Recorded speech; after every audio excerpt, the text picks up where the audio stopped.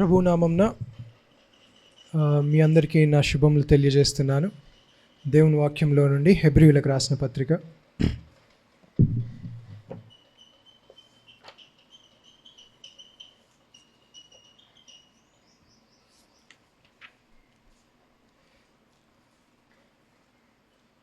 12వ అధ్యాయం 1 నుండి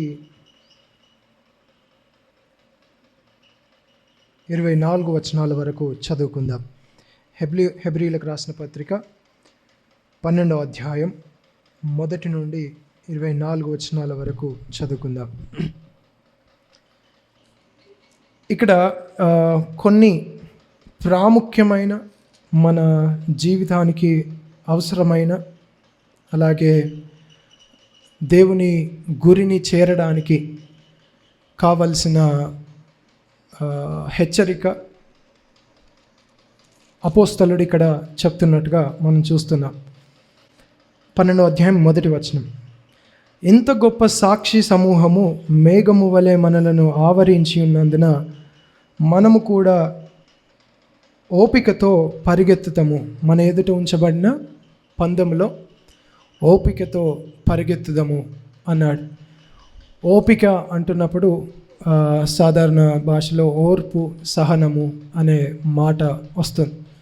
ఈరోజు దాన్ని గురించి కొద్దిగా ధ్యానించడానికి ప్రయత్నిస్తాం. ఎందుకు హెబ్రీయులకు ఆయన రాస్తున్నప్పుడు ఎన్నో హెచ్చరికలు ఆయన చేస్తూ వచ్చాడు మొదటి నుండి.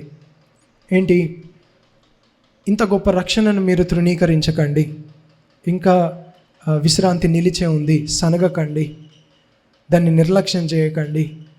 ఇవన్నీ ఆయన మొదటి నుంచి హెచ్చరిక చేస్తూ వస్తూ 12వ వచనంలో అయితే ఓర్పు కలిగి ఉండండి. 12వ అధ్యాయంలో ఏదైనా శ్రమ వచ్చినప్పుడు సనగకండి. ఇశ్రాయేలు అలాగే అరణ్యంలో నీళ్లు లేకపోయేసరికి, శ్రమ వచ్చేసరికి దేవుని పైన సనిగారు. దేవునికి వ్యతిరేకంగా మీరు ఉండకండి అని చెప్తూ 12వ అధ్యాయంకి వచ్చేసరికి, అంటే చివరిలో, ఇంకా పత్రిక చివరిలోకి వచ్చేసరికి ఓర్పు కలిగి ఉండండి. యేసు ప్రభు పైన ఆధారపడుతూ ఆయనను గురించి అంతా వివరించి ఆయనను బట్టి మీరు ఇక్కడ ఓర్పు కలిగి ఉండండి అని చెప్తా ఉన్నాడు. అయితే వారి పరిస్థితి ఏంటి? ఎందుకు ఆయన ఇట్లాంటి మాట అనవలసి వస్తుంది? మొదటి నుండి ఎంతవరకు వాళ్ళు నిర్లక్ష్యం చేశారు అనేది జాగ్రత్తగా మనకు అర్థం కావడానికి వారి పరిస్థితి అంతా వివరించే వచనాలు ఇక్కడ మనం చూడవచ్చు. ఒకసారి 10వ అధ్యాయం 35లో మనం చూడవచ్చు. ఏంటంటే, కాబట్టి మీ ధైర్యమును విడిచిపెట్టకుడి, దానికి ప్రతిఫలముగా గొప్ప బహుమానం కలదు. 39లో, అయితే మనము నశించుటకు ఆ ధైర్యమును విడిచిపెట్టకుడి అనే మాటను ఏమన్నాడంటే, వెనుక తీయువారము కాము అని అన్నాడు. సమస్య అది. నిజంగా వారు వెనుకకు తీశారని కాదు, కానీ లేదా ధైర్యము విడిచిపెట్టడము అని ఇక్కడ అన్నాడు, కానీ త్రోసివేశారనే పదము నిజానికి వస్తుంది అక్కడ.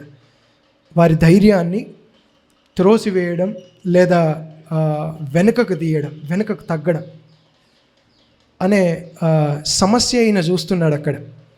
అంటే నిజంగా వాళ్ళు అలా వెనుకకు తీశారా? నిజంగా వాళ్ళు అలా ధైర్యము త్రోసివేశారా అని అంటే వారు అలా చేయలేదు. ఎందుకంటే అక్కడ చూడండి, మనం అలా వెనుక తీయవారము కాము, కానీ ఆత్మను రక్షించుకొనుటకు విశ్వాసము గలవారమై ఉన్నాము. 3వ వచనంలో మూడవ మాట కింద ఉంది, సంపాదించుకొనగటు. కాబట్టి ఇక్కడ గమనించుదాం. ఇప్పుడు సందర్భం ఏంటంటే, వాళ్ళు వెనుకకు తీస్తూ, ఇంకో మాటలు చెప్పాలంటే వెనుకకు తీయడానికి వారు సిద్ధపడుతున్నట్టుగా వారిలో రుజువులు ఈయన చూశాడు. మరలా చెప్తున్నాడు. అంటే ఇంకో మాటలో చెప్పాలంటే, అలాగే వారు కొనసాగితే యేసు ప్రభువుని వాళ్ళు పక్కకు పెట్టేస్తారు. ఏంటండి? ఏదైతే పరిస్థితి ఈయన గమనిస్తున్నాడో అలాగే వారు ఒకవేళ కొనసాగితే వారు యేసుక్రీస్తు ప్రభువుని పక్కకు పెట్టే అంత స్థాయిలోనికి వారు వెళ్తారు. కాబట్టి ముందే వారికి జ్ఞాపకం చేస్తున్నాడు. అంటే వాళ్ళు నిజంగా వెళ్తారా అంటే, మీలో సత్క్రియను ఆరంభించిన వాడు అంతం వరకు కొనసాగించడానికి సమర్థుడు. కానీ ఆ కొనసాగింపు యొక్క ప్రాముఖ్యతను వీరికి నేర్పించాలి. అది ఆయన చూస్తున్నాడు. ఇప్పుడు ఒకసారి గమనించుదాం. నిజంగా వారైతే పక్కకు పెట్టలేదు, కానీ అంటే పూర్తిగా పక్కకు పెట్టలేదు, సంపూర్ణంగా పక్కకు పెట్టలేదు, కానీ దాని యొక్క రుజువులు ఈయన కనబడుతున్నాయి. కనబడిన వెంటనే ఈయన పత్రిక రాయడం ప్రారంభించాడు. ఏంటి ఆ రుజువులు అని మనం గమనిస్తే చూడండి, 32వ వచనం. 35లో ఆయన ఏమన్నాడండి? మీ ధైర్యమును విడిచిపెట్టకుడి అనేది ధైర్యము సంబంధించిన మాట. వారికి ఏదో ధైర్యం ఉంది, అదిని విడిచిపెట్టిన రుజువులు ఈయన కనబడుతున్నాయి. అంతేనా? హెబ్రీయులకు ఏదో ధైర్యం ఉంది, దాన్ని వీళ్ళు విడిచిపెట్టిన ఆ సూచనలు ఈయన కనబడుతున్నాయి. వెంటనే ఆయన చేస్తున్న హెచ్చరిక ఏంటంటే, ఇప్పుడు మనకు అర్థం కావాల్సింది ఏ ధైర్యం, వారి ధైర్యం ఏంటి అని మనం గమనిస్తే 2 విషయాల్లో ఇక్కడ మనం చూడొచ్చు. ఒకటి, యేసుక్రీస్తు ప్రభువులో వారికి ఉన్న ధైర్యం. ఏమంటా ఉంటాడంటే, ధైర్యముతో మీరు కృపాసనం యొద్దకు రండి, ధైర్యముతో దేవుని సముఖంలోనికి చేరండి, ఇలాంటి మాటలు అంటూ ఉంటాడు. ఒక దిక్కు ఆ ధైర్యాన్ని వారు విడిచిపెట్టారు. ఎందుకు? రుజువులేంటి నేను చెప్తాను. యేసు ప్రభువు పైన ధైర్యాన్ని వాళ్ళు విడిచిపెట్టినట్టుగా. ఇంకొకటి ఇక్కడ మనం 32లో చూస్తాం, జాగ్రత్తగా చదవండి. ఇది కూడా మనకు చాలా ప్రాముఖ్యమైన విషయం. 32వ వచనంలో, అయితే మీరు వెలిగింపబడిన మీదట శ్రమలతో కూడిన గొప్ప పోరాటము సహించిన పూర్వదినములు జ్ఞాపకం తెచ్చుకొనండి. ఒక విధముగా చూస్తే మీరు నిందలను బాధలను అనుభవించుట చేత 10 మందిలో ఆరడపడితిరి. మరి ఒక విధంగా చూస్తే వాటిని అనుభవించు వారితో కూడా మీరు పాలివారయ్యారు. ఎలాగనగా మీరు ఖైదీలో ఉన్న వారిని కరుణించి మీకు మరీ శ్రేష్టమైనది స్థిరమైనదినైనా స్వాస్థ్యం ఉన్నదని ఎరిగి మీ ఆస్తి కోల్పోవుటకు సంతోషముగా ఒప్పుకొంటిరి. ఇప్పుడు ఈయనకు వ్యతిరేకంగా కనిపిస్తున్నాయి ఏంటంటే, అవి మొదట్లో వీళ్ళు ప్రారంభించినప్పుడు యేసు ప్రభు పైన ధైర్యం ఉంది, ధైర్యముగా వాళ్ళు ముందుకు సాగుతున్నారు. అంతేకాదు శ్రమలో వీరు నిలిచి ఉంటున్నారు, లేదా శ్రమలో పాలు పొందుతున్నారు అని మనం అనొచ్చు. ఎలాంటి శ్రమ ఏంటి అనేది ఒకసారి మనం చూద్దాం. మొదటిది, యేసుక్రీస్తు ప్రభువును పైన ధైర్యము వాళ్ళు విడిచిపెట్టారనడానికి ప్రాముఖ్యమైన వచనం మనం చూస్తే 13వ అధ్యాయం 16లో మనం చూస్తాం. క్షమించాలి, 9వ వచనంలో చూస్తాం. 13వ అధ్యాయం 9వ వచనం. నానా విధములైన అన్యబోధల చేత త్రిప్పబడకుడి, భోజన పదార్థములను బట్టి కాక కృపను బట్టియే హృదయమును స్థిరపరచుకొనుట మంచిది. ఏమన్నాడండి ఇక్కడ 13వ అధ్యాయంలో? భోజన పదార్థములను బట్టి కాక కృపను బట్టియే హృదయమును స్థిరపరచుకొనుట మంచిది. ఇప్పుడు వీరి సమస్య అది. యేసుక్రీస్తు ప్రభువునకు వాళ్ళు ఆయన ధైర్యాన్ని వీళ్ళు పక్కకు పెట్టడానికి గల కారణం ఏంటంటే, ఒక రకమైన ఆచారం ద్వారా తమ రక్షణను, తమ ఆధారాన్ని స్థిరపరచుకోవడానికి ప్రయత్నిస్తున్నారు. ఒక రకమైన ఆచారం ద్వారా. ఇలా యేసు ప్రభు పైన ధైర్యముగా కొనసాగాల్సిన వీరు, దేవుని సముఖంలోనికి వెళ్ళాల్సిన వీరు, తమలో పాపం ఉన్నదని ఎరిగి ఈ భోజన పదార్థములు నేను మానుకొనుట, అదొక్కటి మానుకుంటే సరిపోతుంది, నేను ధైర్యంగా వెళ్ళొచ్చని వారి ధైర్యాన్ని యేసు ప్రభు పైన ఉన్నదాన్ని కాస్త ఈ ఒక్క ఆచారం పైకి వారు మార్చారు. ఏదైంది వారికి ధైర్యం అంటే, దేవుని సముఖంలోనికి వెళ్ళడానికి భోజన పదార్థాన్ని ముట్టట్లేదు కనుక. అయితే జాగ్రత్తగా గమనించాలి, అదొక్కటేనా అంటే, నేటి దినమున మనకు ధైర్యాన్ని ఇవ్వడానికి ఎన్నో చోటు చేసుకున్నాయి. ఒకసారి మీరు గమనిస్తే బోధలు కూడా నేటి దినమున ఇలాంటి సంబంధించిన వాటివిగానే ఉన్నాయి. ఏంటి? నీవు వ్యభిచరించకుండా దొంగిలకుండా ఉంటే సరిపోతుంది, నీ ధైర్యం అదే దేవుని సముఖంలోనికి నువ్వు వెళ్ళడానికి. పదే పదే దేని గురించి మాట్లాడుతూ ఉంటారంటే వ్యభిచారంను గూర్చి కొన్ని ఉదాహరణలు. అలా నువ్వు ఉండకు. లేదా దొంగతనాన్ని గూర్చి, మోసాన్ని గూర్చి, కోపాన్ని గూర్చి కొన్ని ఉదాహరణలు. అలా నువ్వు ఉండకు, సరిపోతుంది. అది వారికి ధైర్యంగా ఆధారం చేస్తూ క్రీస్తులో వీరు పాపులని ఎంచుకొని క్రీస్తులో ఆధారపడాల్సిన వీరు ఈ పని ఒక్కటి చేయకుంటే సరిపోతుంది, మేము ధైర్యంగా దేవుని సముఖంలోనికి మేము వెళ్ళొచ్చు. వీరి ధైర్యం ఏమైందంటే యేసుక్రీస్తు ప్రభువును ఆధారం చేసుకొని దేవుని సముఖంలో పరిశుద్ధ స్థలంలోనికి వెళ్ళవలసిన వీరు వారి ఆలోచన అంతా పాపము చేయకుండా దేవునికి ఆజ్ఞలు మీరకుండా ఉంటే సరిపోతుంది అన్నట్టుగా భోజన పదార్థంలో వారు చేసే ఏ క్రియ ఏదైతే వారికి ఆధారం అవుతుందో ధైర్యం కొరకు, కొన్ని ఇప్పుడు సరిగ్గా మాట్లాడితే ప్రార్థన కూడా నీకు ఆధారం కావద్దు నిజానికి ఇందులో పాలు పొందడానికి. ఎందుకంటే ప్రార్థించాను గనక ఇప్పుడు నేను ప్రార్థన ఆమేన్ అనగానే ఇప్పుడు నేను దీనికి అర్హుడను అన్న ఆలోచన కూడా రావద్దు. అలా ఒక్కొక్కటి అన్నీ చొర చేసుకున్నట్టుగా మనం ఇక్కడ చూస్తున్నాం. అన్నిటిల్లోకి యేసు ప్రభువును బట్టి రావాల్సిన ధైర్యము,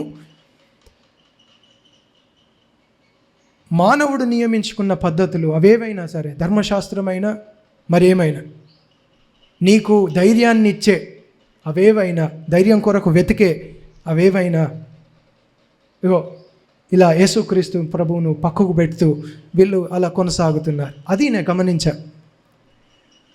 ఎలా మీరు భోజన పదార్థములను బట్టి ధైర్యం తెచ్చుకుంటున్నారు? కృపను బట్టి కదా. అదే అన్నాడా ఇక్కడ చూడండి 13వ అధ్యాయం. భోజన పదార్థములను బట్టి కాక, చదవండి 9వ వచనం ఎవరైనా.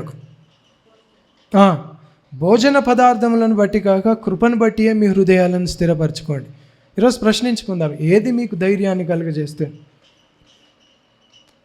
ఒకవేళ ఇలాంటి చిన్నవి మిమ్మల్ని యేసు ప్రభువులో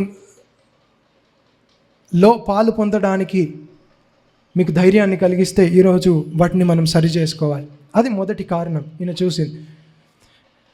ఒకవైపు ఏంటి? వెనుకకు తిరిగినట్టుగా ఈయన సూచన కనబడింది. ఏది?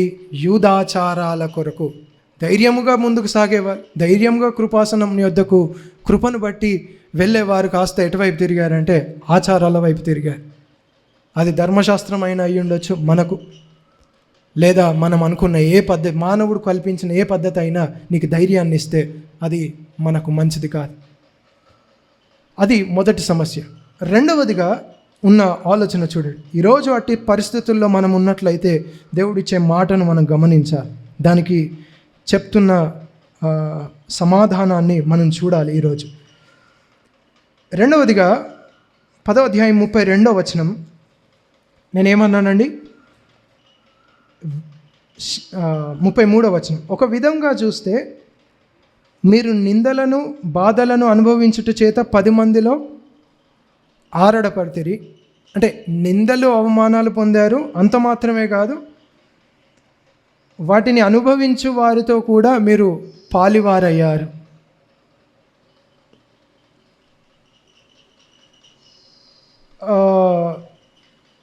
దీన్నే ఈయన 13వ అధ్యాయంలో ఏమంటాడంటే చెరసాలలో ఉన్న వారి కొరకు ప్రార్థన చేయండి అంటాడు.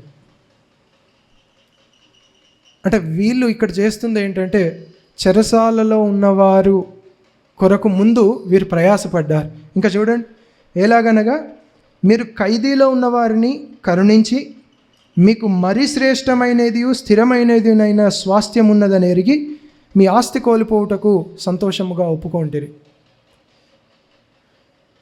ఖైదీలో ఉన్న వారి కొరకు వీళ్ళు ఎలా ప్రయాసపడ్డారంటే, వీరి ధైర్యము ఇంకొకటి స్వాస్థ్యం. యేసుక్రీస్తు ప్రభువు పైన వీరి ధైర్యం ఉండి ఇంకొక ధైర్యాన్ని కూడా వీరు పక్కకు పెట్టారు. ఆ ధైర్యాన్ని వీళ్ళు పక్కకు పెట్టారు, ఆచారాల వైపు తిరిగారు. ఇంకొక ధైర్యం ఏంటంటే స్వాస్థ్యం ఉందని ఎరిగిన ధైర్యం.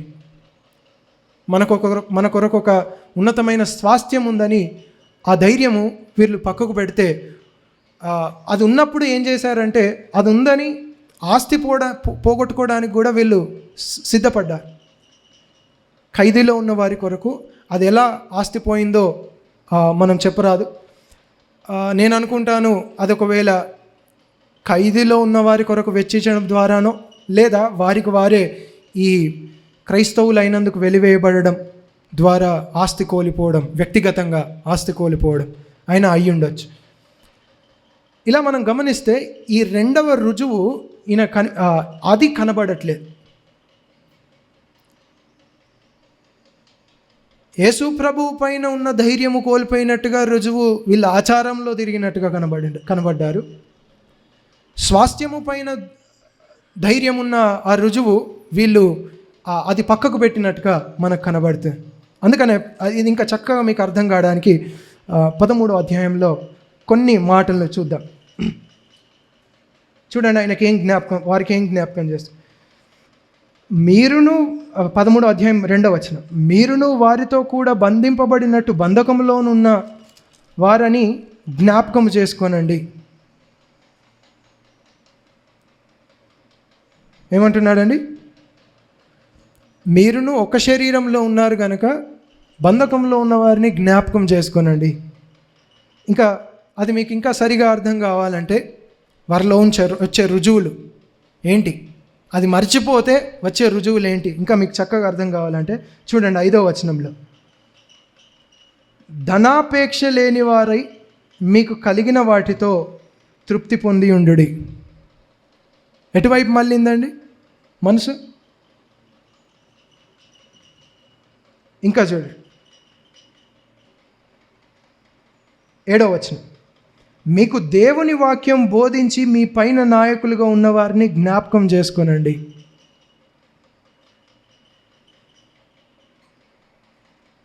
ఇంకా 16వ వచనం ఒకసారి చూడండి, ఉపకారమును ధర్మమును చేయ మర్చిపోకుడి. అట్టి యాగములు దేవునికి ఇష్టమైనవి. ఉపకారము, ధర్మము, దాన్ని ఇంగ్లీష్లో ఏమన్నారంటే do not neglect to do good and to share what you have. Do not neglect to do good and to share what you have. Do not neglect that. మంచి కార్యం చేయండి, మీకున్న వాటిని పంచడంలో వెనుకకు తీయకండి. దాన్ని నిర్లక్ష్యం చేయకండి. ఇవన్నీ రుజువులు అక్కడ మనం చూడొచ్చు. అందులో ఇంకో మాటలో చెప్పాలంటే,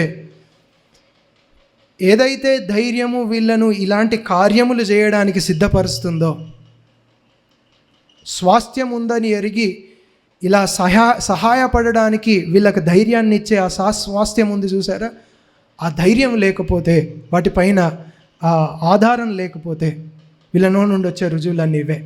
ఏంటి? ధనాపేక్ష,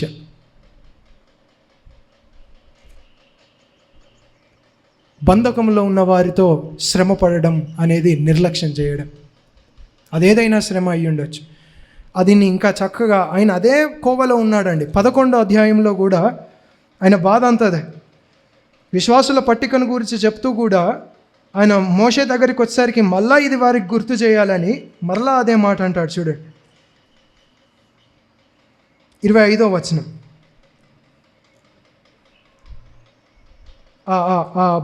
శ్రమ, వీళ్ళు వారి కొరకు శ్రమ పడడం అనేది చూడండి ఎట్లా మాట్లాడుతున్నాడు. 11వ అధ్యాయము 25వ వచనం, 24, 26 ఇక్కడ మనం చూడవచ్చు. మోషే పెద్దవాడైనప్పుడు విశ్వాసమును బట్టి ఐగుప్తు ధనము కంటే క్రీస్తు విషయమైన నింద గొప్ప భాగ్యం అని ఎంచుకొని అల్పకాలము పాపభోగము అనుభవించుట కంటే దేవుని ప్రజలతో శ్రమ అనుభవించుట మేలని యోచించాడు. ఈరోజు దీన్ని చాలా జాగ్రత్తగా మనం గ్రహించాలి. ఇది మనకు సరిగ్గా సరిపోతుంది. ఏంటంటే దేవుని ప్రజలతో శ్రమపడుట మేలని ఒకవేళ నువ్వు యోచించినట్లయితే ఎటువైపు మళ్ళుతుంది అంటే మనస్సు అంతా ధనాపేక్ష,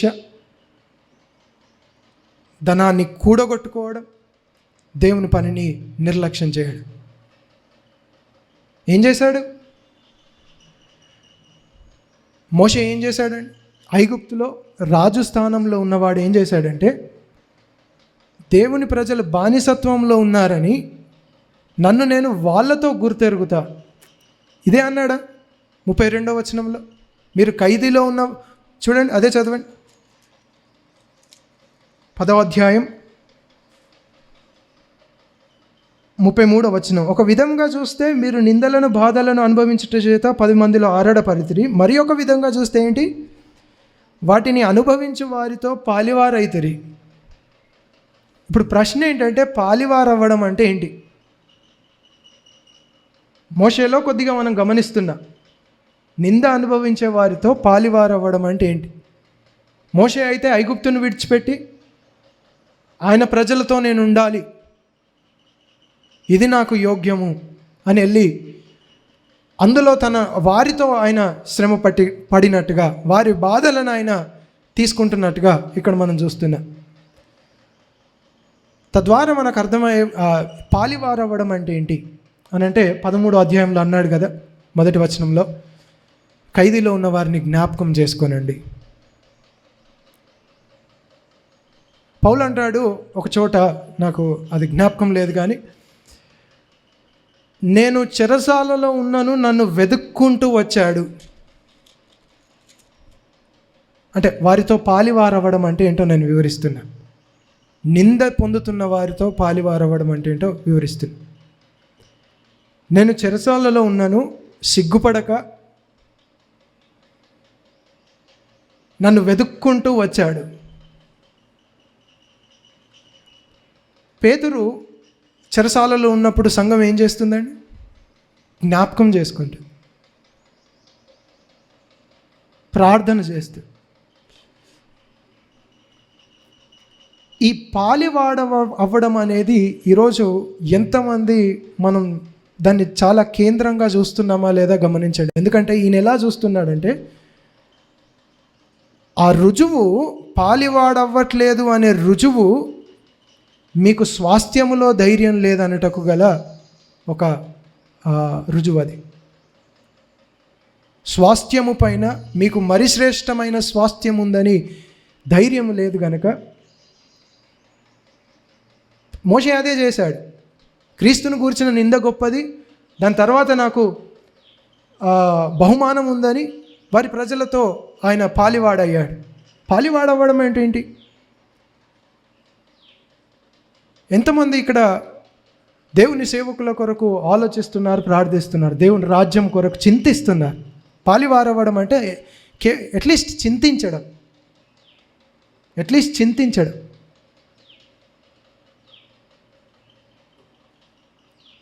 ఇంకా మనం గమనిస్తే పాలివాడవ్వడం అంటే సహాయం చేయడం. వాళ్ళ ఆస్తి కూడా మీరు కోల్పోయారు. ఈరోజు ప్రశ్నించుకోవాలి, ఎంతమంది అంత ధైర్యంగా ఉన్నారు, స్వాస్థ్యం పైన అంత నిజరూపకంగా అనుభవిస్తున్నా, ఒక 10 రూపాయలు పోడగొట్టుకోవడానికి 100 రకాలుగా ఆలోచిస్తారు. ఒక 10 రూపాయలు పోడగొట్టుకోవడానికి ఎందుకో తెలుసా? ఈయన ఏమంటున్నాడు? ఆ రుజువు ఏంటో తెలుసా? మీకు మరి శ్రేష్టమైన స్వాస్థ్యం ఉందని మరిచితిరి. ధైర్యం లేదు. ఆచారాల వైపు తిరిగారో లేదో నాకు తెలియదు, అది క్రీస్తు పైన ధైర్యం లేదని అర్థం. కానీ దేవుని ప్రజలతో ఎవరెవరు ఎక్కడెక్కడ ఎలా శ్రమ పడుతున్నారో మనం ఆలోచించకుండా, వారి కొరకు చింతించకుండా, వారి కొరకు ప్రార్థించకుండా, వారికి సహాయం చేయకుండా,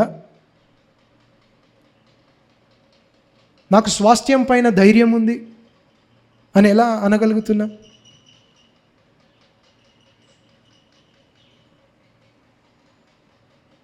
ఎంతవరకు అది వెళ్తుంది ఈరోజు గమనించాలి. అవి రెండు ఈయన చూశాడు. మొదట వీళ్ళు చాలా చక్కగా స్వాస్థ్యం ఉందన్న ధైర్యంతో యేసు ప్రభు పైన ఆధారపడుతూ ధైర్యముగా వీళ్ళు దేవుని రాజ్యం కొరకు చింతిస్తున్నారు.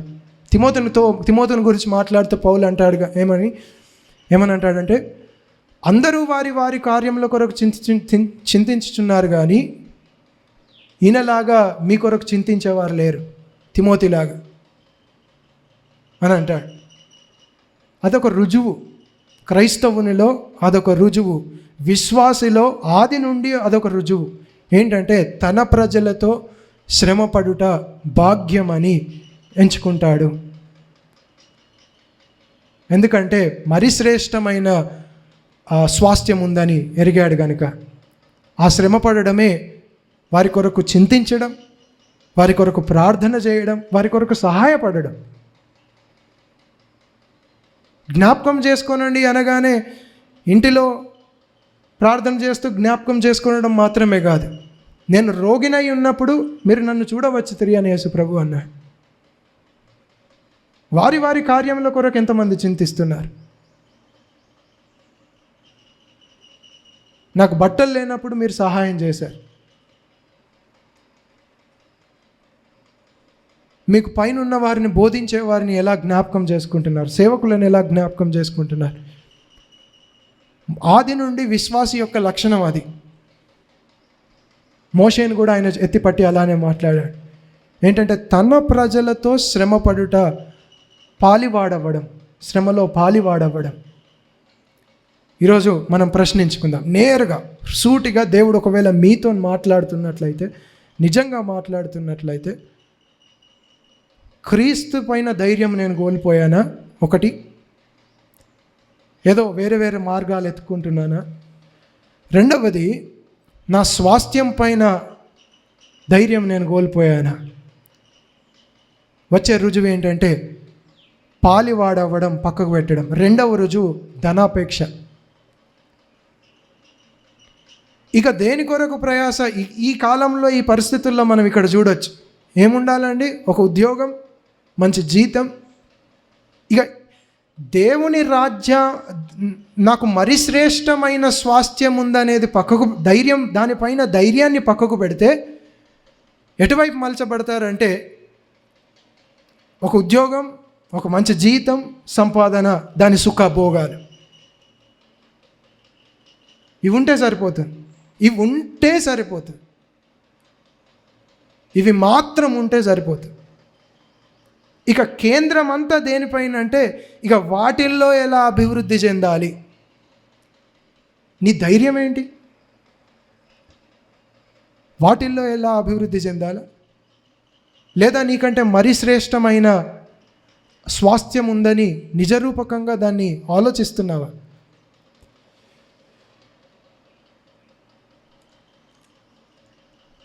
ఒకదాని వెంబడి ఒకదాన్ని సంపాదించుకుంటూ ఉన్నదానితో సంతృప్తి పడండి. ఒకదాని వెంబడి ఒకటి ధనాపేక్ష కలిగి దాని వెంట పరిగెత్తకండి. ఇది చాలా నేను చెప్పట్లేదు, దేవుడే సాక్షాత్తు చెప్తున్న మాట అది. నీలో ధైర్యం లేకపోతే నీలో నుండి వచ్చే రుజువు ఇవే, మనలో నుండి వచ్చే రుజువులు ఇవే అని ఆయన అంటున్నాడు. ఇవి ఆయన గమనించాడు. ఇంకా చూడండి 13-16లో ఇంకేమన్నాడండి? ఉపకారమును ధర్మమును చేయ మర్చిపోకండి, అట్టి యాగములు దేవునికి ఇష్టమైనవి. దాన్నే ఇంగ్లీష్లో ఏమన్నాడంటే to do good and to share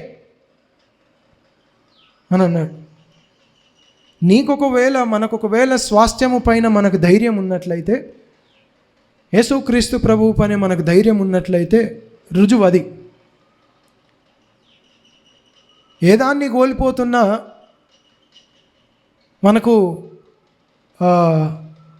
ఆ ధనాపేక్ష పైన ఆశ ఉండదు. ఏదో సాధారణ మాటలు నేను చెప్పట్లేదు, నిజంగా మీరు అర్థం చేసుకోవాలి. These are realities. ఇవి నిజ రూపాలు. అవి ఇంకా నిజ రూపాలు మాత్రమే కాదు, ఎంత ప్రాముఖ్యమైనవి, ఎంత భయంకరమైనవి అంటే ఈయన ఎలా చూస్తున్నాడంటే, అలానే మీరు కొనసాగితే వెనుక తీసిన వారే. అందుకనే పాట పాడుతూ రాకడ సమయంలో నీకు ధైర్యం ఉందా ఎదుర్కొనడానికి? వెంటనే ఎన్ని ప్రశ్నలు వేశాడు చూశారు. అవే ప్రశ్నలు. నీకు ధైర్యం ఉందా?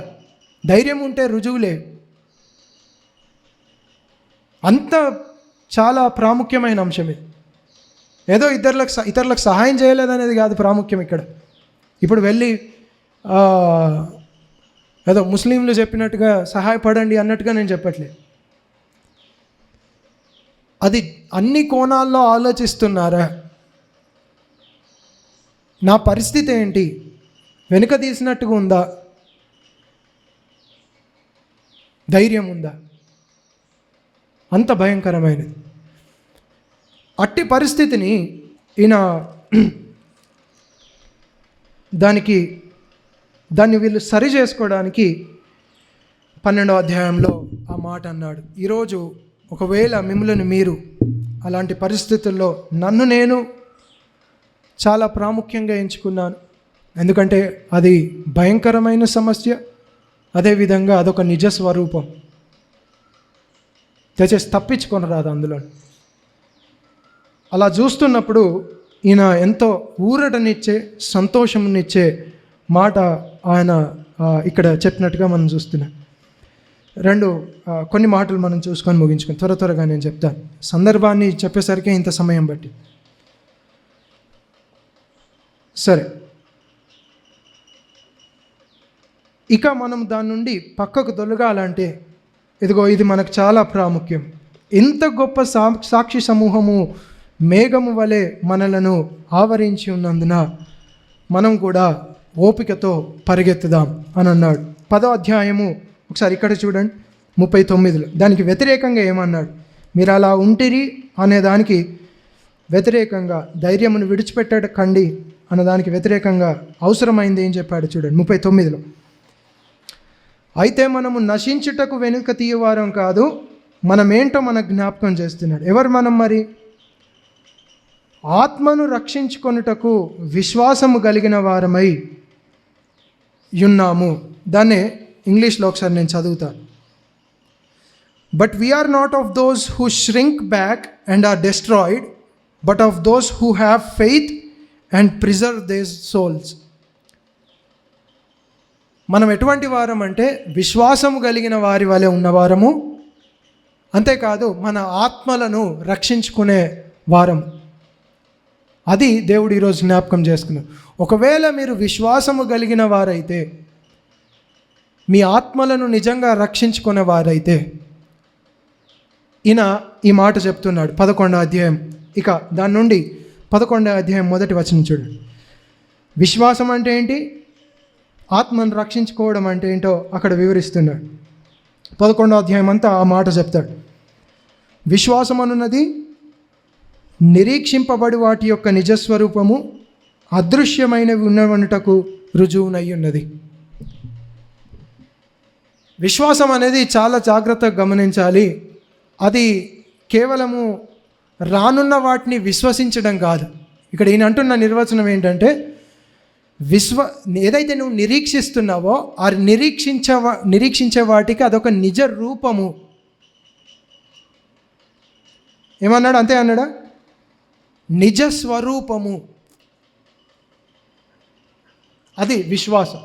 ఈరోజు అవి గమనిస్తాం. విశ్వాసముతో ఆత్మను రక్షించుకుని వారం మనమని అన్నాడు. విశ్వాసం అంటే ఏంటి? ఆత్మను రక్షించుకోవడం అంటే ఏంటి? ఇక్కడ 11వ అధ్యాయం అంతా ఆయన వివరిస్తాడు. పాత నిబంధనలో ఎవరెవరు ఎలా తమ ఆత్మలను రక్షించుకున్నారు విశ్వాసము ద్వారా. చూస్తే ఒక సంఘటన మనము ఈ సందర్భానికి అవసరమైన సంఘటన ఇక్కడ 10వ అధ్యాయంలో మనం చూస్తాం.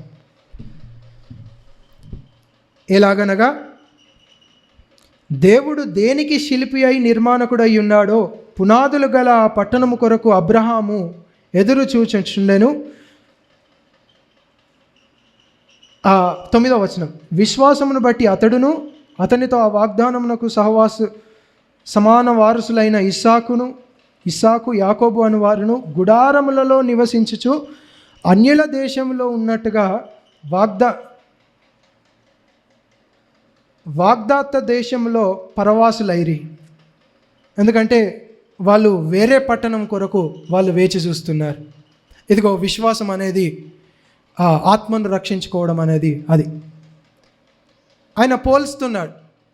పాత నిబంధనలో ఉన్న అందరి నడక ఆయన చూపించాడు. వారు ఎలా నడిచారు అని నేను చెప్తున్నాడంటే,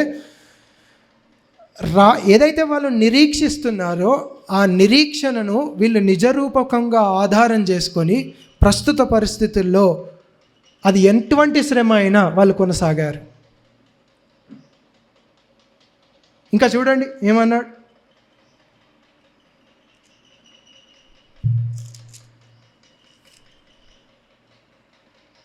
34లో 33లో వారు విశ్వాసం ద్వారా రాజ్యములను జయించిరి, నీతి కార్యములను జరిగించిరి, వాగ్దానములను పొందిరి, సింహముల నోళ్లను మూసిరి.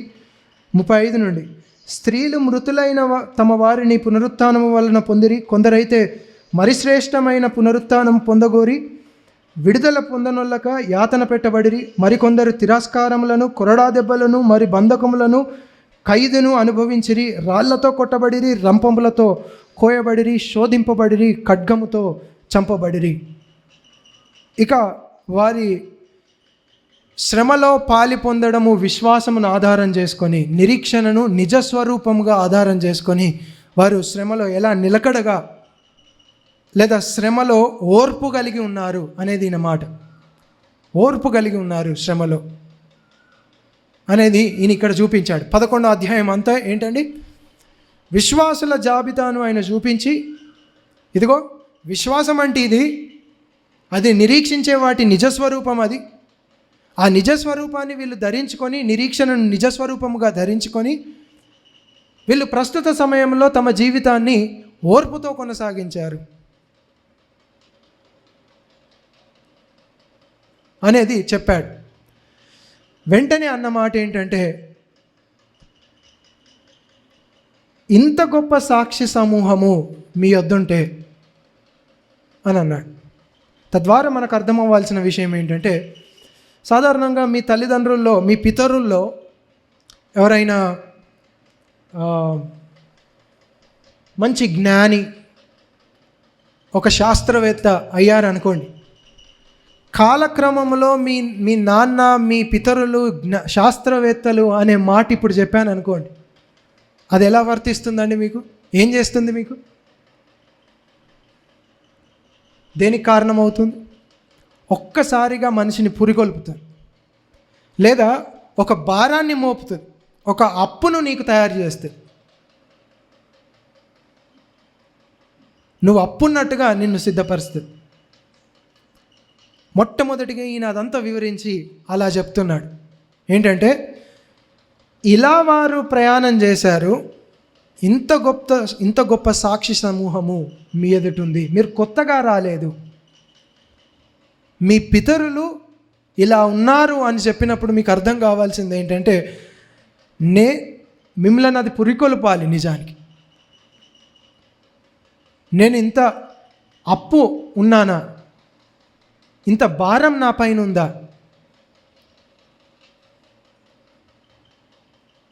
అంతేనా?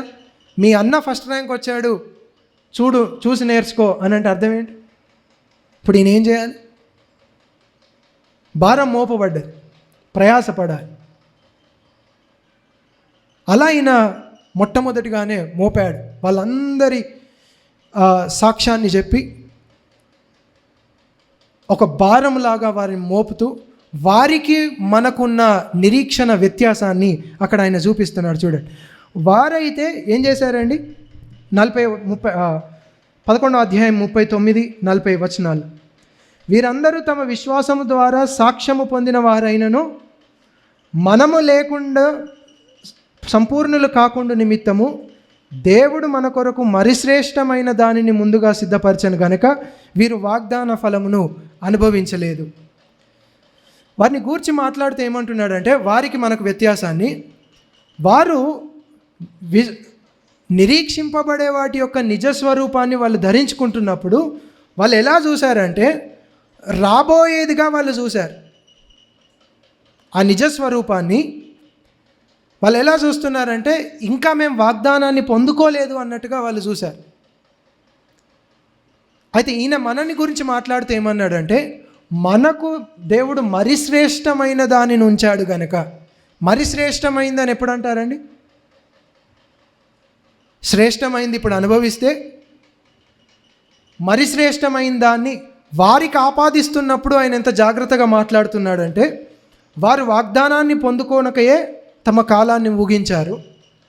మనకు దేవుడు మరి శ్రేష్టమైన దాన్ని ఉంచాడు గనక మనము ఇలా ప్రయాసపడదాము అని అన్నాడు. వ్యత్యాసము జాగ్రత్తగా గమనించుదాం. వ్యత్యాసం ఏంటో తెలుసా? వాళ్ళకు మనకు వారి నిరీక్షణ నిజస్వరూపంలో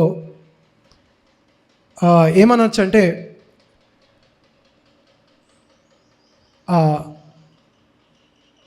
రాబోవున్నదిగా వాళ్ళు వేచి చూస్తున్నట్టుగా వారికి ఉంది. కానీ ఈయన అంటున్నాడు, మనకైతే దేవుడు మరి శ్రేష్టమైన దాన్ని ఉంచాడు అని అంటున్నప్పుడు దాని ఉద్దేశం ఏంటంటే శ్రేష్టమైన దాన్ని నువ్వు ఇప్పుడే అనుభవిస్తున్నట్టుగా ఆయన చెప్తున్నాడు. ఒకసారి చూడండి, దాన్ని ఇంకా మనకు అర్థం కావాలంటే 12వ అధ్యాయం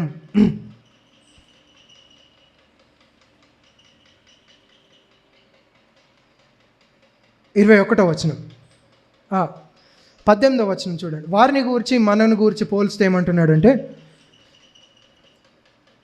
వారు మండుచున్నట్టు కొండకును అగ్నికిని కారు మేఘమునకును ఇలాంటి పరిస్థితుల్లోనికి వచ్చారు. 21వ వచనంలో 12వ అధ్యాయం 21వ వచనంలో, మరియు ఆ దర్శనం ఎంతో భయంకరంగా ఉన్నందున మోషే నేను మిక్కిలి భయపడి వణుకుచున్నానని. ఈయన ఏమంటున్నాడంటే, వారు ఎలాంటి పరిస్థితుల్లోకి వచ్చారండి?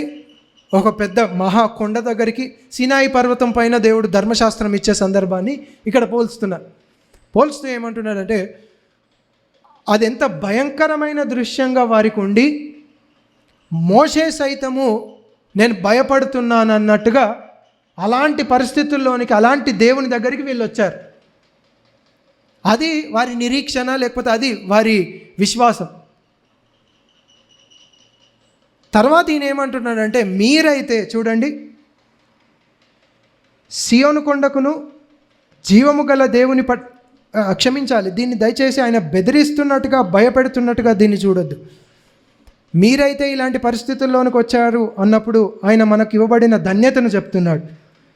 అందుకనే ఈయన 23వ వచనంలో జ్యేష్ఠుల సంఘమునకును వారి ఏమన్నాడు? మహోత్సవం, సంతోషమైన పని. అంతేకాదు, ఏదైతే పట్టణం కొరకు వాళ్ళు వేచి చూస్తున్నారో 22వ వచనంలో, ఇప్పుడైతే సియోను కొండకును వాళ్ళు వేచి చూశారు, అదే పట్టణమునకు మీరు వచ్చారు.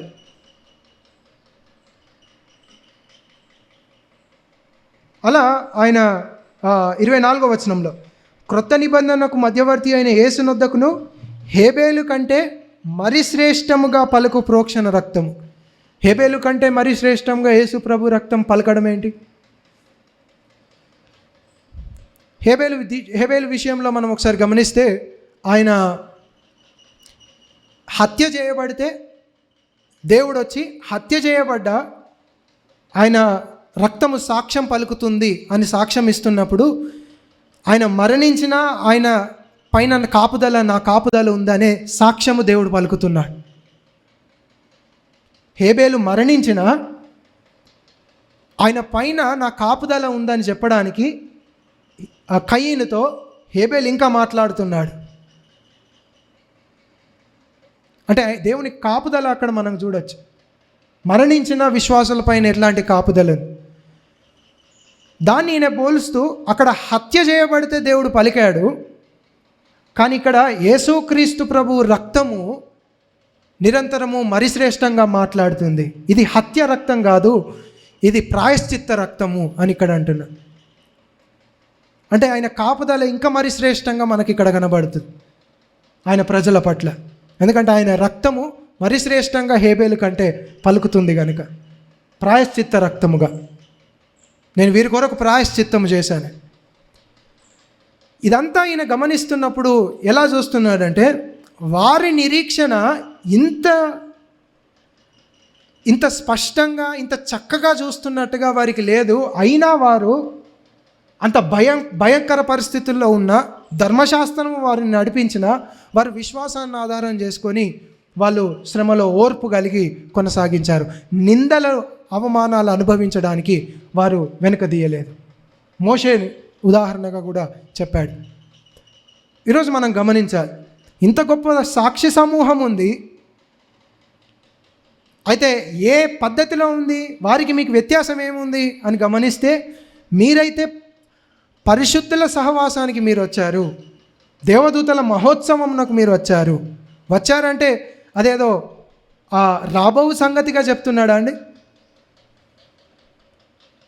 ఇశ్రాయేలీయులు దేవుని సన్నిధికి కొండ ప్రాంతానికి వచ్చడము ఎంత నిజస్వరూపమో, ఎంత నిజ రూపమో, అలాగే ఈయన మనం వచ్చినట్టుగా చూస్తున్నాడు. ఎవరైనా అది ఊహ అనగలరా? ఇశ్రాయేలీలు పర్వతం దగ్గరికి రావడం అనే ఊహ అనగలరా? ఆలోచన అనగలరా? నిజంగానే వచ్చారు వారు. ఈయన దాన్ని పోల్స్తూ, మీరు ఇంత మహోత్సవమునకు మీరు వచ్చారు అంటున్నప్పుడు అదే పదాన్ని వాడుతున్నాడు. మరి ఈరోజు ఆలోచించుదాం, మీ జీవితంలో ఉన్న, అంటే మన జీవితంలో నిజానికి అర్థం కాదు అది.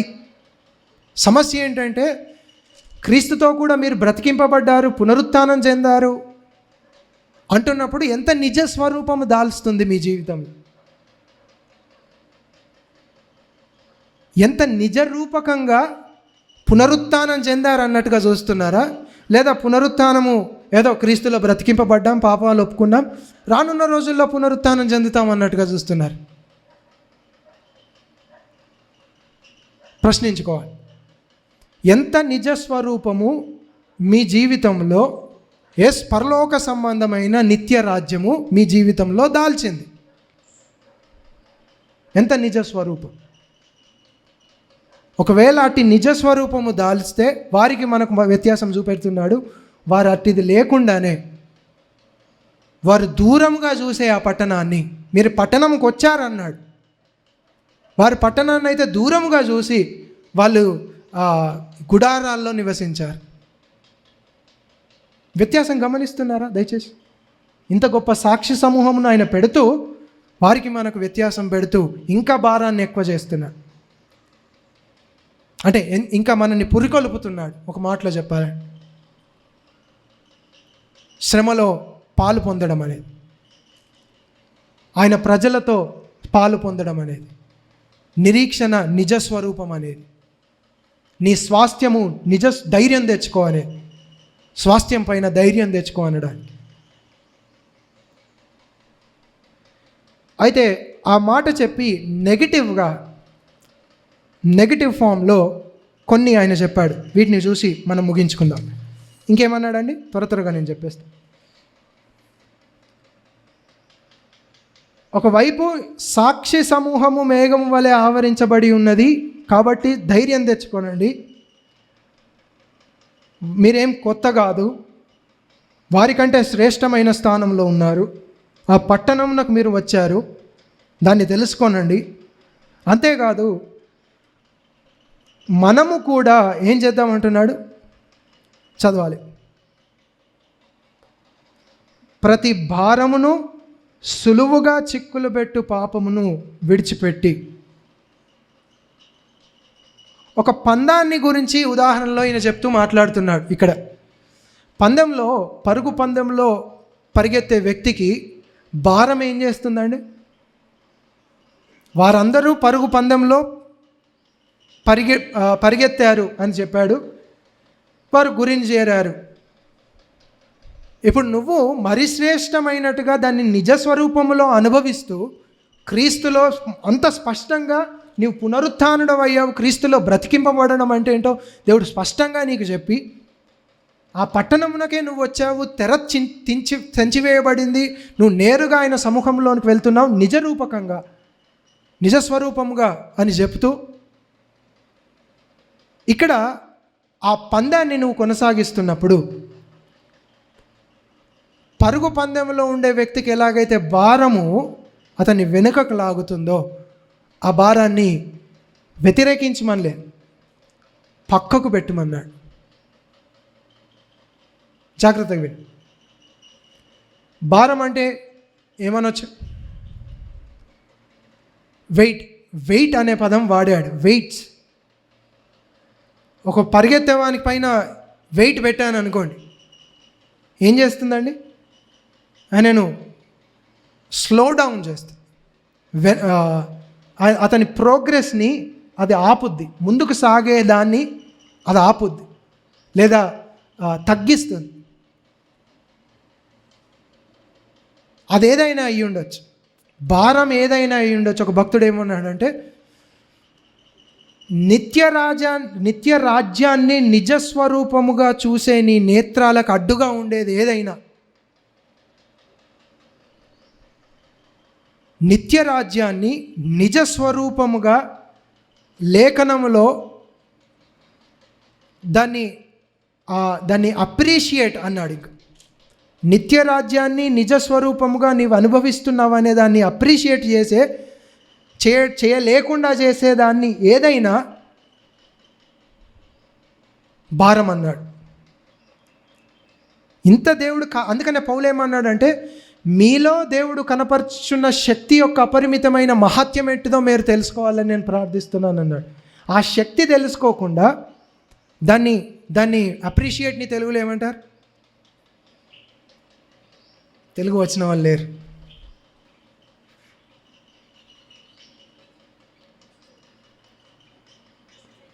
ప్రోత్సహించడం, మెచ్చుకోవడం, ప్రోత్సహించడం.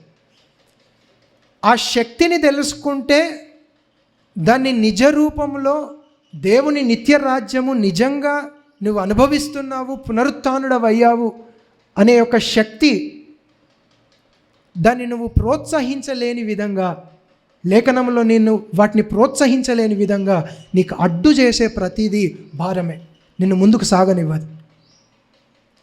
అదేదైనా అయి ఉండొచ్చు, ధనాపేక్ష అయినా అయి ఉండొచ్చు, లోకంలో ఏ ఆశ అయినా అయి ఉండొచ్చు.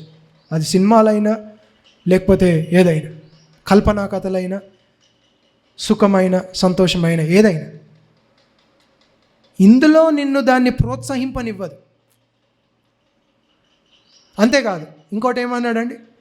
సులువుగా చిక్కులు పెట్టు ప్రతి పాపమును పక్కకు పెట్టండి. ఆయన చాలా జాగ్రత్తగా పదాలు వాడుతున్నాడు. సులువుగా అని ఎందుకు అనాల్సిన అవసరం వచ్చిందంటే, ఉదాహరణకు ఈ గొలియాతు సులువుగా నిన్ను చంపగలడు అని అన్నాను అనుకోండి, దాని అర్థం ఏంటి?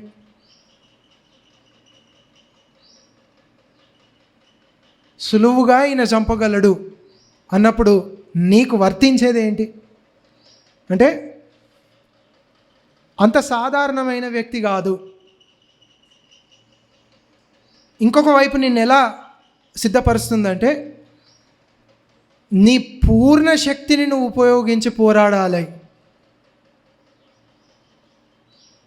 అలా ఆయన మాట్లాడుతున్నాడు. పాపం అనేది సులువుగా నిన్ను చిక్కులో పెడుతుంది అన్నప్పుడు నీకు అర్థం కావాల్సింది ఏంటంటే, అది ఎంత అంటే నీ అడుగడుగున అది ఉంది అని అర్థం. ఇంకో మాటలో చెప్పాలంటే, ఎలాగైతే ఈ వ్యక్తి నిన్ను సులువుగా లేబట్టి అటు వేయగలడు అన్నప్పుడు నీకు అర్థం కావాల్సింది ఏంటంటే, విపరీతంగా పోరాడాలని. ఇలా ఆయన చెప్తున్నాడు. నువ్వు కేంద్రంగా ఏకాగ్రతతో కలిగి ఖచ్చితంగా పోరాడకపోతే అది సులువుగా చిక్కులో పెట్టు పాపం తేలికగా నిన్ను పడేస్తుంది. ఇలా తీసి అలా అవతలి విసిరేస్తుంది. అంటే పాపాన్ని మనం అలా చూస్తున్నామా లేదా కూడా గమనించాలి. అదొక అందుకని నేను పదాలు అలా పాపాన్ని పక్కకు పెట్టండి అనలే. సులువుగా చిక్కులు పెట్టే పాపం అంటే చిన్న చిన్న పాపాలని కూడా అనట్లేదు. సులువుగా చిక్కులు పెట్టమంటే చిన్న చిన్న పాపాలు కూడా పక్కకు పెట్టండి అని కాదు. అది ఎంత భయంకరమైందో చెప్తున్నాడు. తేలిగ్గా నిన్ను తీసి పక్కకు పడేస్తుంది. దాన్ని అంటే తద్వారా మనకు అర్థం కావాల్సింది ఏంటంటే సాయశక్తుల ఆ శక్తి అంతా ఉపయోగించి పోరాడాలి పాపంతో. ఈ పోరాడడం అనేది కూడా ఆయన ఏమన్నాడు తెలుసా? వ్యతిరేకించండి అనలేదు, పక్కకు పెట్టండి. ప్రతి భారమును సులువుగా చిక్కులు పెట్టు పాపం ఏమన్నాడు చూడండి, విడిచిపెట్టి పక్కకు పెట్టి. ఇంకో మాటలో చెప్పాలంటే కట్ ఆఫ్ అనే పదం వస్తుంది. కట్ ఆఫ్, కట్ చేయడం, విడిచిపెట్టడం. దేవుని కృపను ఆధారం చేసుకొని, అది అసాధ్యమే కానీ దేవుని కృపను ఆధారం చేసుకొని ఎంత స్థాయిలో దాంతో పోరాడాలంటే విడిచిపెట్టే అంతది. ఏది పక్కలో నడిచే అంత కూడా కాదు, లేదా నడుస్తూ ఉంటే దాన్ని వ్యతిరేకించినంతగా కూడా కాదు, దేవుని కృపను ఆధారం చేసుకొని దాన్ని కట్ చేసే అంతగా. మరలా చెప్తున్నాను, ఇంత గొప్ప సాక్షి సమూహం మనకుండగా, మనల్ని ఆవరించి ఉండగా ఏం చేయమంటున్నాడు? నెగిటివ్ ఫామ్లో ప్రతి భారాన్ని సులువుగా చిక్కులు పెట్టు పాపాన్ని పక్కకు పెట్టి మరి ఏం చేయమంటున్నాడు? చదవండి.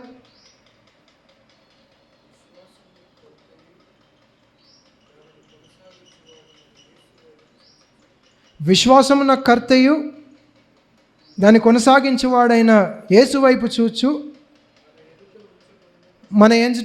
మన ఎదుట ఉంచబడిన పందెంలో ఓపికతో పరిగెత్తుదాము. మొదట అది రావాలి. వాటిని విడిచిపెట్టి ఓపికతో పరిగెత్తుదాం యేసు వైపు చూచుచు. ఓపికతో పరిగెత్తుదాం అనేది ఆయన ఒక మాట అన్నాడు. చూడండి ఏమన్నాడు? మన ఎదుట ఉంచబడిన పందెంలో ఓపికతో పరిగెత్తుదాం. దానికి తర్వాత ఆయన ఉదాహరణ ఇచ్చినట్టుగా మనం చూస్తున్నాం. అయితే ఒకసారి గమనించి, నాకు ఎల్లప్పుడూ వచ్చిన ప్రశ్న ఏంటంటే, ముగిస్తా, ఎప్పుడు ఉన్న ప్రశ్న ఏంటంటే, నిజంగా దేవుడు ఇప్పుడు భారాన్ని పక్కకు పెట్టమన్నాడు, ఏదైతే పాపము యొక్క ప్రాముఖ్యత సులువుగా చిక్కులు పెడుతుందన్నప్పుడు, ఇంకో మాటలో చెప్పాలంటే అది గురి యొద్దకు పోనివ్వదు, ఉన్న స్థానంలో కూడా ఉండనివ్వదు, ఒక మెట్టు నిన్ను దించుతుంది. ముందుకు పోనివ్వదు, ఉన్న స్థానంలో కూడా ఉండనివ్వదు, ఒక మెట్టు నిన్ను దించుతుంది. తద్వారా నీలో నుండి వచ్చేవి ఏంటంటే నిత్య రాజ్యమును స్పష్టంగా నువ్వు కన్నులారా చూడలేవు.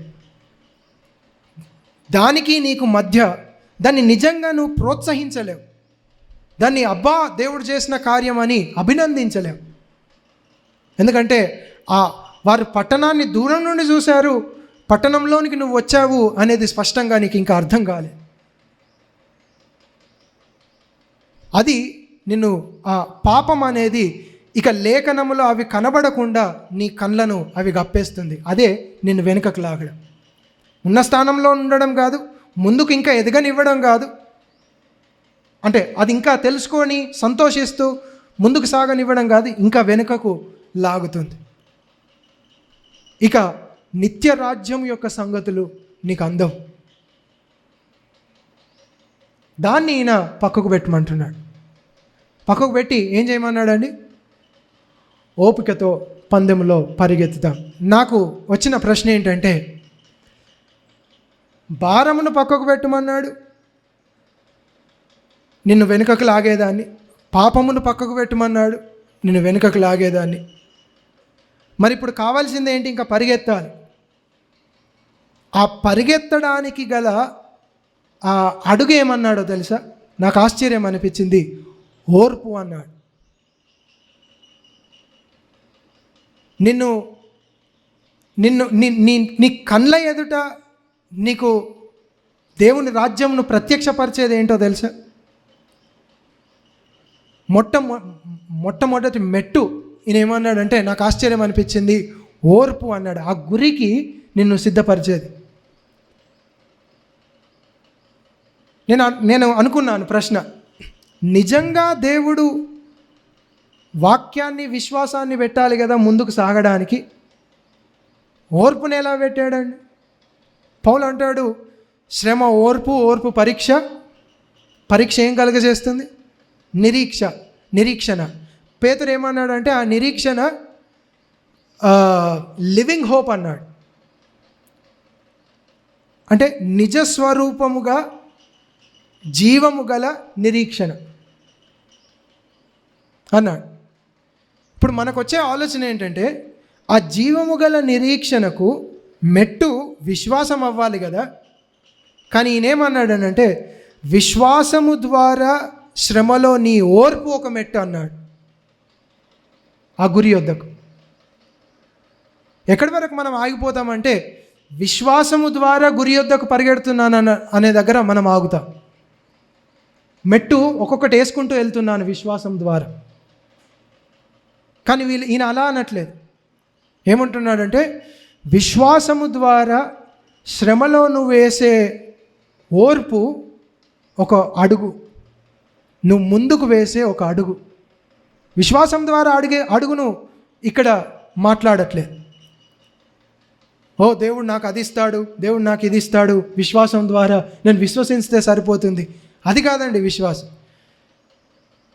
విశ్వాసము ద్వారా నువ్వు గురి వద్దకు నిజంగా దేవుని బిడ్డవు అని తెలపడానికి అడిగేంటంటే ఓర్పు కలిగి ఉండరు కానీ దేవుని పైన సనుగుతారు కానీ విశ్వాసం ఉన్నదని తమను తాము చెప్పుకుంటారు. ఓర్పు అయితే ఉండదు.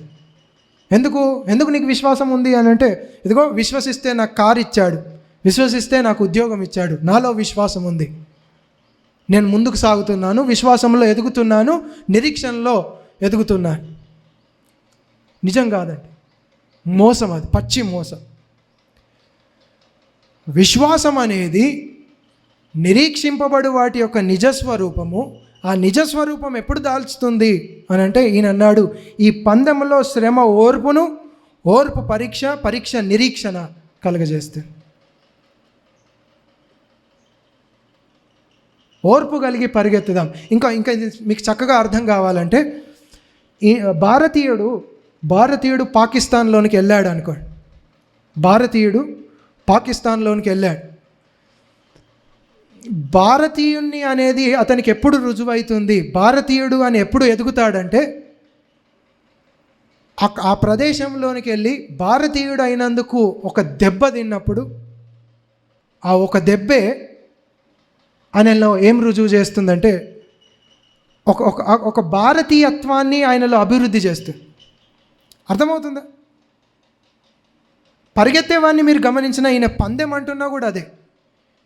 పరిగెత్తేవానికి ఎప్పుడు అడుగు ముందు పడుతుందంటే, నేను మొదట్లో అన్నాను కదా, శ్రమలో నేను నా ధైర్యం అని ఎప్పుడైతే అడిగేస్తాడో, శ్రమలో ధైర్యం అని ఎప్పుడైతే అడిగేస్తాడో ఆ ధైర్యమే అతనికి ఒక మెట్టు అవుతుంది. సమస్య ఏంటంటే ఆ ధైర్యాన్ని వీళ్ళు విడిచిపెట్టారు.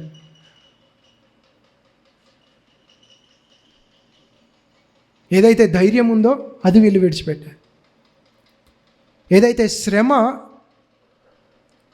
వీరిని నిరీక్షణలో ఎదిగింపజేస్తుందో, నేను భారతీయుణ్ణి అని ఎదిగింపజేస్తుందో, అలాగే నువ్వు పరలోక సంబంధివి అని దేవుని ప్రజలతో నువ్వు ఎప్పుడైతే శ్రమ పడతావో, వారితో పాలు పొందుతావో, నీ నిరీక్షణ నీలో అనుభవపూర్వకంగా నువ్వు తెలుసుకుంటావు. లేదా నువ్వు పరలోక సంబంధివని ప్రత్యక్షపరచబడుతుంది. ఎక్కడ అండి? ఓర్పు కలిగి మోషే వలె నీ పరిస్థితుల్లోనూ, కుటుంబ పరిస్థితుల్లో అది ఏదైనా ఓర్పు అయి ఉండొచ్చు, భార్యాభర్తల సంబంధం అయి ఉండొచ్చు, లేదా సహోదరత్వం అయినా అయి ఉండొచ్చు, ఏదైనా అయి ఉండొచ్చు, వ్యక్తిగత శారీరక సమస్య అయినా అయి ఉండొచ్చు, శ్రమ ఏదైనా అయి ఉండొచ్చు. అక్కడికి మాత్రమే ఆగొద్దు. వాటిని నేను భరించుతూ వాటిల్లో నేను ఓర్పు కలిగి క్రీస్తులో ఎదుగుతున్నానని అక్కడి వరకు మాత్రమే ఆగొద్దు.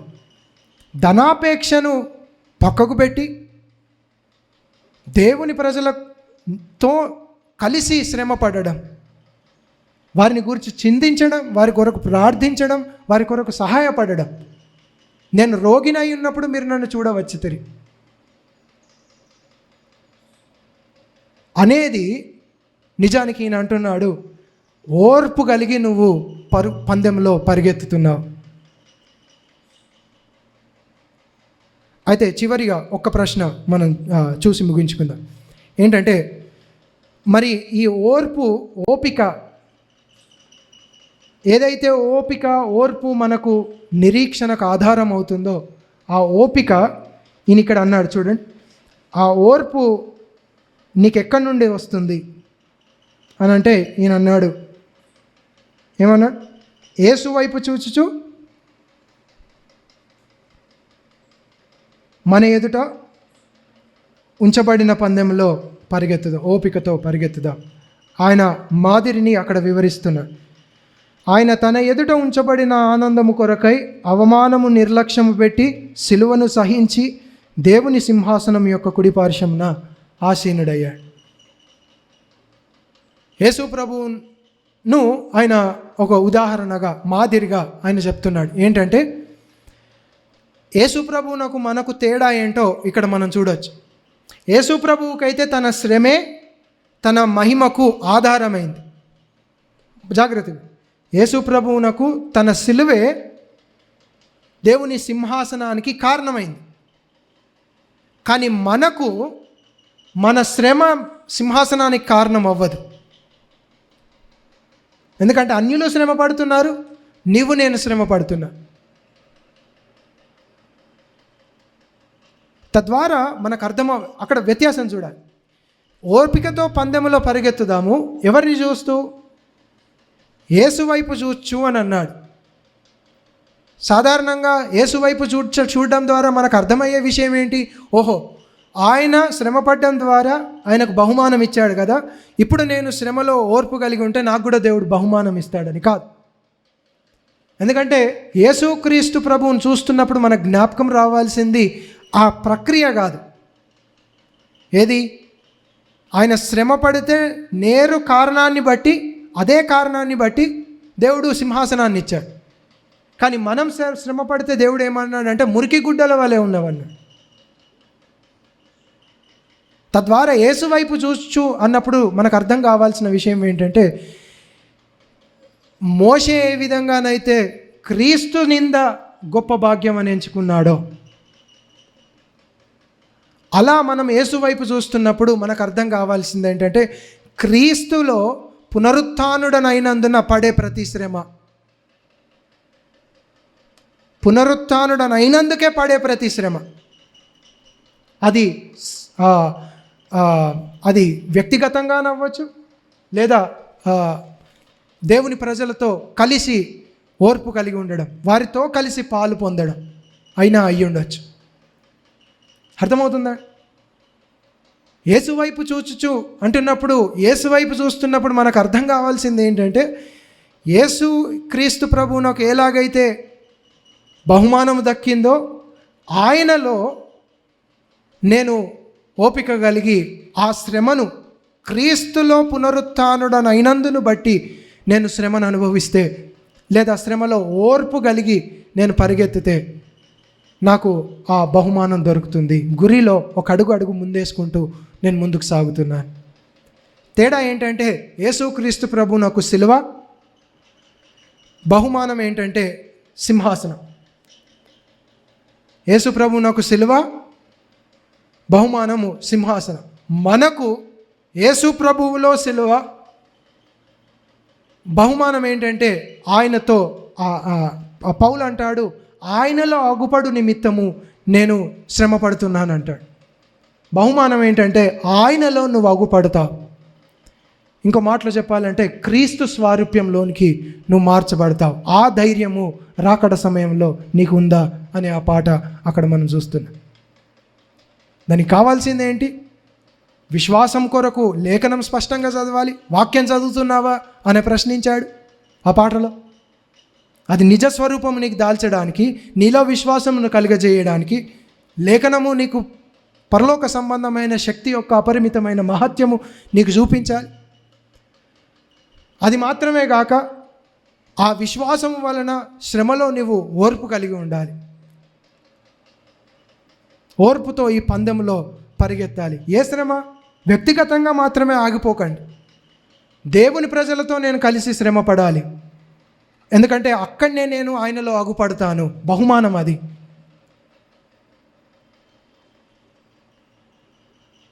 తద్వారా మనకు చివరిగా అర్థమయ్యే విషయం ఏంటంటే, ఓర్పు అనేదే దేవుడు మనకు ఆధారం చేశాడు. దయచేసి దాన్ని నిర్లక్ష్యం చేయొద్దు. ఓర్పు అనేది మాత్రమే దేవుడు మనకు ఆధారం విశ్వాసము దేవుడు మనకు ఆధారం చేయలేదు ఒక మెట్టు అడుగేయడానికి. విశ్వాసము వలన వచ్చే ఓర్పును దేవుడు ఆధారం చేశాడు నిరీక్షణను నడవడానికి. అంత ఖచ్చితంగా ఓర్పును చూస్తున్నారు. ఆ ఓర్పు ఎప్పుడు ఎక్సర్సైజ్ అయ్యిద్ది అని అంటే శ్రమలో. ఆ శ్రమ వ్యక్తిగతందైనా అయ్యి ఉండొచ్చు, లేదా దేవుని ప్రజలతో. మోసెస్ చోజ్ అని అంటాడు, ఎంచుకున్నాడు. He chose to suffer with his people. ఎంచుకున్నాడు, దాన్ని ఏర్పరచుకున్నాడు. అదైనా అయ్యి ఉండొచ్చు. ఈ ఒక్క మాట ఈరోజు మనం జ్ఞాపకం ఉంచుకొని తిరిగి వెళ్ళాలి. ఏంటంటే విశ్వాసములో, నిరీక్షణలో దేవుడు ఒక మెట్టు వేస్తున్నప్పుడు ఆధారం చేసింది ఏంటంటే ఓర్పు అనేది మాత్రమే దేవుడు ఆధారం చేశాడు. ఎవడైనాను వట్టివాడై ఉండి, ఓర్పు లేనివాడై ఉండి, విశ్వాసములో అభివృద్ధి చెందుతున్నాను, నా కార్యం సఫలమవుతుంది అన్నట్టుగా ముందుకు సాగితే మోసపరుచుకుంటున్న వాడే.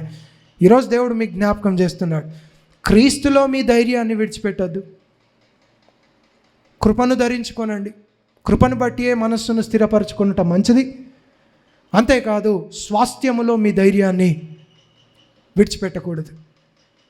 తద్వారా మీలో నుంచి వచ్చే రుజువులు ఏంటంటే, ఈ 13వ అధ్యాయము చదువుతాను.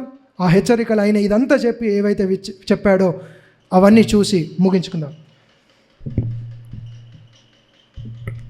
అలాగే చదువుతాను, ముగించుకుందాం.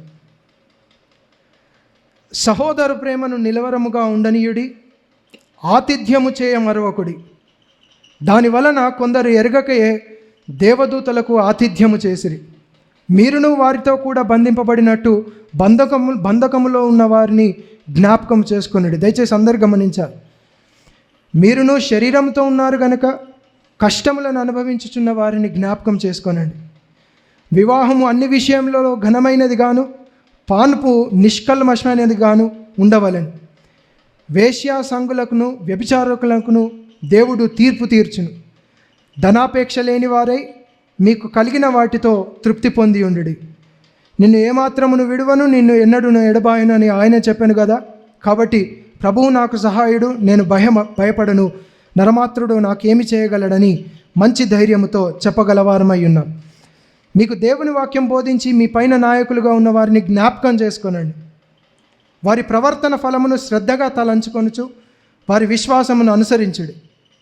యేసుక్రీస్తు నిన్న నేడు ఒకే రీతిగా ఉన్నాడు. అవును, యుగయుగములకు ఒకటే రీతిగా ఉన్నాడు. నానా విధములైన అన్యబోధుల చేత త్రిప్పబడకండి. భోజన పదార్థములను బట్టి కాక కృపను బట్టియే హృదయమును సిద్ధపరచుకొనటం మంచిది. భోజనములను బట్టి ప్రవర్తించిన వారికి ఏమీ ప్రయోజనం కలగలేదు. మనకు ఒక బలిపీఠం ఉన్నది, దాని క్షమించాలి 15వ వచనం. కాబట్టి ఆయన ద్వారా మనము దేవునికి ఎల్లప్పుడూ స్తుతియాగము చేయుదుము, అనగా ఆయన నామము ఒప్పుకొనుచు జిహ్వాఫలమును అర్పించుదాము. ఉపకారమును ధర్మమును చేయ మర్చిపోకండి. అటు యాగములే దేవునికి ఇష్టమైనవి. మీ పైన నాయకులుగా ఉన్నవారు లెక్క ఒప్పచెప్పవలసిన వారి వలె మీ ఆత్మలను కాయిచున్నారు. వారు దుఃఖములో ఆ పని చేస్తే మీకు నిష్ప్రయోజనము గనుక దుఃఖముతో కాక ఆనందముతో చేయనట్లు వారి మాట విని వారికి లోబడి ఉండుడి. మా నిమిత్తం క్షమించండి, వారి మాట విని వారికి లోబడి ఉండుడి. సరిపోతుంది.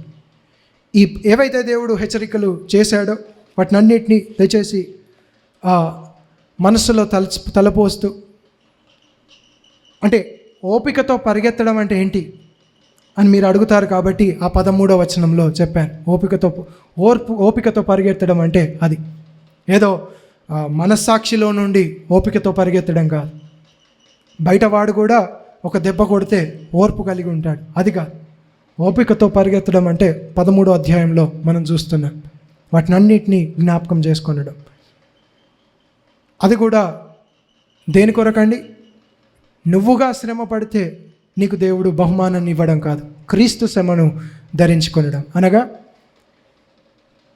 ఆయనతో పునరుత్థానుడవైనందున శ్రమపడడం.